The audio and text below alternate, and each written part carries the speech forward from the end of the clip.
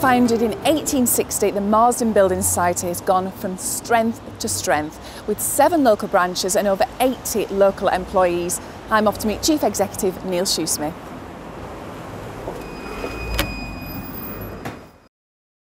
Well, Neil, it's lovely to meet you. Tell me how the Marsden Building Society began. It started on the 29th of February 1860, so I can be very specific about that. It was a difficult time. A lot of people required housing, and there was the opportunity for a number to get together, put the funds together gradually over a period of time and use the money to allow one of the number to buy a house. So that is how the building society movement began to develop. And in Nelson, it started off as the Great and Little Marsden Permanent Benefit Building Society, which is quite a mouthful, but the bit I'd emphasise today is permanent, because the society remains in 2008 from that start in 1860, which is rather nice, I think. And tell me a bit more about your team. We have approximately 90 people. 75 work around the area here within principal office and our branches. And our branches here are in Colne, in Barrowford, Bragcliffe Road, Ightenhill, in Burnley Centre and in Nelson Centre.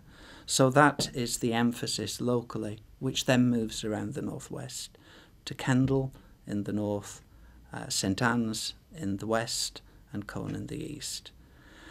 And all of us then are involved in the process of establishing mortgages and investment products which have to be acceptable to our members, mortgages that they feel they can afford to pay, investments which pay the rate that they feel is acceptable, and the combination of those two things, and in between that, making sure that we can move forward effectively is a challenge that we face on a day-by-day basis, but is the essence of our business. And when you're sourcing your staff, do you tend to do it locally? Almost exclusively. Our staff is local.